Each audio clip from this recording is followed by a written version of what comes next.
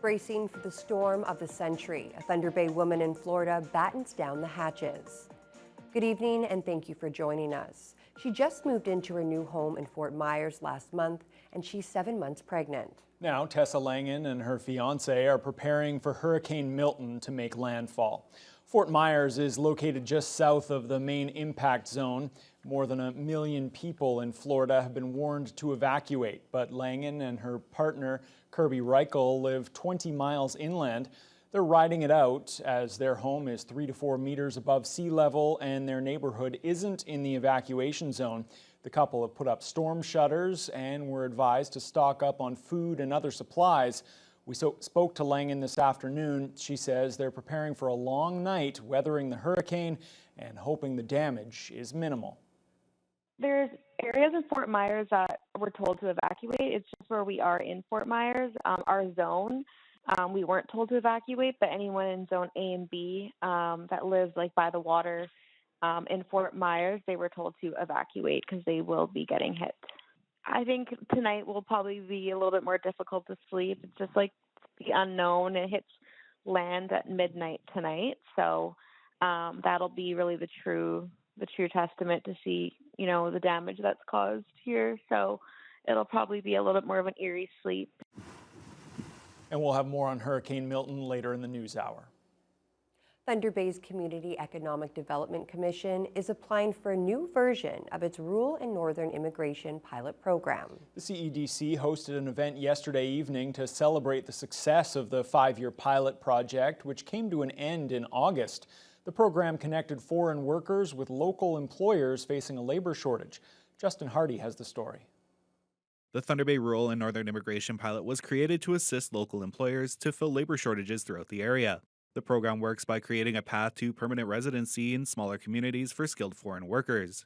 Throughout the pilot program's 5-year lifespan, it has onboarded 500 eligible local employers and issued more than 900 letters of recommendation, helping over 1,200 people choose Thunder Bay as their home. Jamie Taylor, CEO of Thunder Bay CEDC, says that due to the success of the pilot, they are hoping to bring a similar program to the city. Yeah, so currently there is going to be another 5-year pilot that is called the Rural and Communities Immigration Pilot Program, and we have currently submitted our application to the federal government to be able to deliver that program for the next 5 years, and we're waiting for approval on that. Thunder Bay is also home to Confederation College and Lakehead University, which are both popular with international students. Mayor Ken Boshkoff says along with the pilot program, Thunder Bay has become a very attractive place for those seeking permanent residency in Canada. He adds that bringing the program back to Thunder Bay would be very beneficial to the city. The success of the program should be enough on its own to get renewed. So I think that with our federal and provincial representatives in Parliament and the legislature, that we're going to get that kind of support, because it's self-evident as to how beneficial this is. The most common positions filled through the Rural and Northern Immigration Pilot were in healthcare, food services, and retail, which have all faced significant labor shortages according to the CEDC. Justin Hardy, TBT News. Anishinaabe Aski Nation held a special Chiefs Assembly in Toronto today for a ratification vote on a final settlement agreement with Ottawa. There's no word yet on the results, but the long-awaited deal would reform the funding for First Nations child and family services. NAN, the Assembly of First Nations, and the Chiefs of Ontario announced in July that they'd finalized the historic 10-year agreement. The $47.8 billion deal will cover implementation costs, research initiatives, program assessments, and alternative dispute resolution. It will remain in effect until March of 2034. NAN Grand Chief Alvin Fiddler spoke at the Assembly about what's been done since that agreement was finalized. We've been working as closely as we can with our leadership, with our communities, through different forums, sometimes community visits, to ensure that we all understand what this agreement means for our communities, what it means for our families and children that we represent. Our chiefs have a resolution that is passed that their children are their jurisdiction wherever they may reside. So in working with those areas and those mandates as well, I think the FSA will open some doors in terms of looking at ways to really develop an initiative that is really reflective of your language, your culture, your way of rearing your children. A controversial development in Shuna has been given the go-ahead by the Ontario Land Tribunal. The plan involves a 12-bed wellness retreat on Amethyst Harbour. The project was opposed by neighbours last year and was eventually rejected by Shuna Council. But the developers, Alan and Tammy Hutchinson, filed an appeal with the provincial body, and a hearing was held this summer. In its recent decision, the Land Tribunal concluded the project conforms to or doesn't conflict with the government's growth plan for Northern Ontario. Shuna's official plan and zoning bylaw will now be amended, allowing the retreat to go ahead. The Hutchinsons declined to comment on the decision. Project opponent Walter Cooch calls it a really sad decision that left Shuna Council with no power. Mayor Wendy Landry says despite their vote on the matter, they knew the Land Tribunal would have the final say. A union representing Ontario hospital workers is speaking out against proposed staffing changes for long-term care facilities. The province wants to make resident support workers brought in during the pandemic permanent, but the union calls it an attack on workers and residents. CTV's Pauline Chan has the story. They were brought in during the pandemic, workers with less training but urgently needed to help at long-term care centers. But now the province wants to make so-called resident support workers a permanent part of the staffing. We're calling today for this regulation to be removed, to be not enacted. We believe it's an attack on a workforce which is overwhelmingly female, highly racialized, and it has to be seen in that light.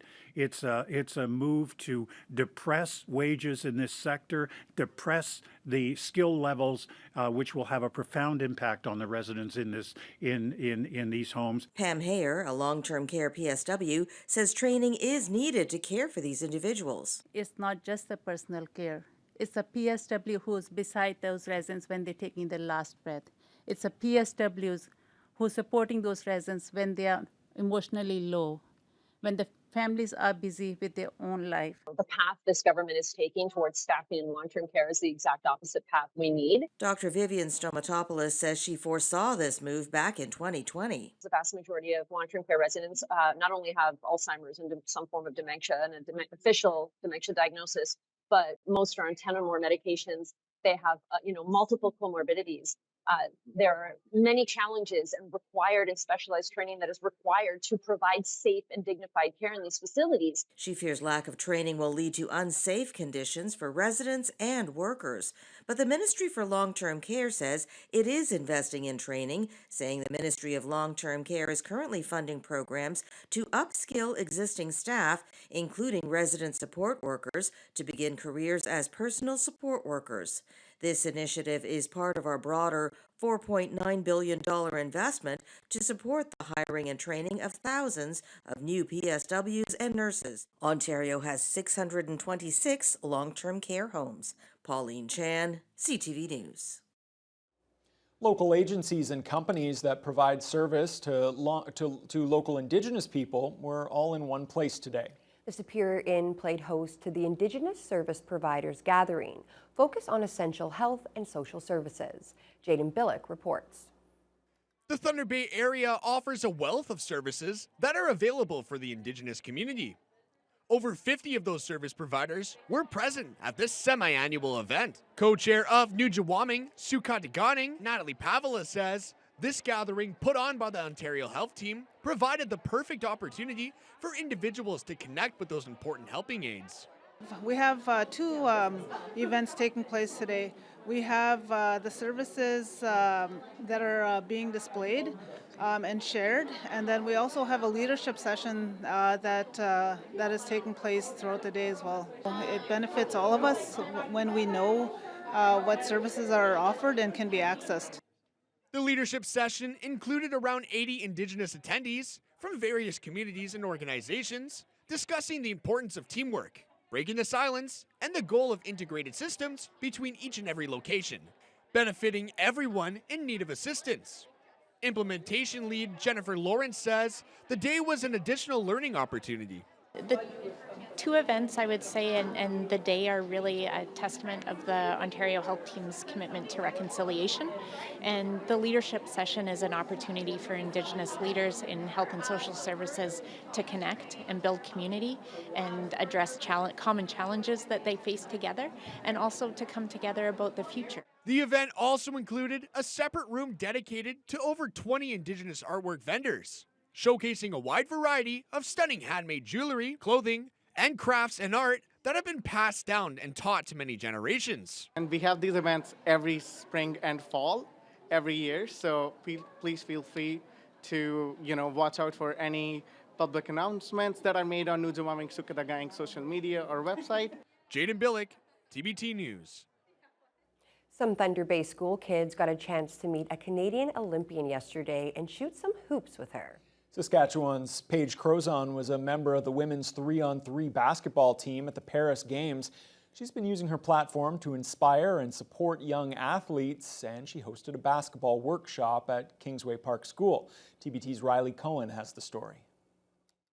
I have just feel so fortunate to have been given so much in basketball and through sport, and how that's carried over to my life. So it's really important for me to try to pay that forward and try to give that back, because I just know how integral and important sport has been. Canadian Olympian Paige Crozon was at Kingsway Park School, giving students in grades 5 and 6 the opportunity to play and learn from a pro. The special visit was made possible with the help of the Jumpstart program. I run a half-court hoops program where I go into schools, run a 45 to 60-minute on-court session or basketball clinic, and then just provide some inspiration, tell them about my experience leading up to the Olympics and some things that helped me along my way. The students were loving every second of it. One girl we spoke to went home feeling pretty good about herself after scoring a basket against the Olympian.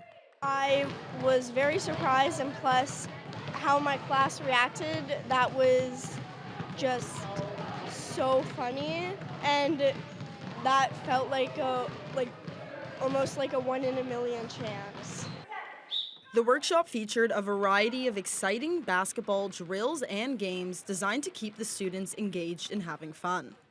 But beyond teaching basketball skills, Crozon emphasized the importance of camaraderie, teamwork, and how sports can play a transformative role in children's lives.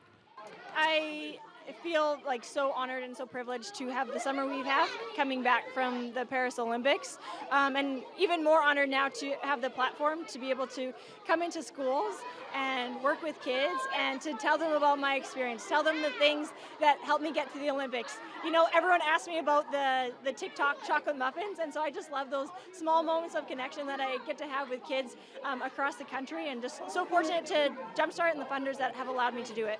It seems like Crozon's goal was a slam dunk, with students raving about the workshop, and after participating, countless students mentioned wanting to try out for the Kingsway basketball team.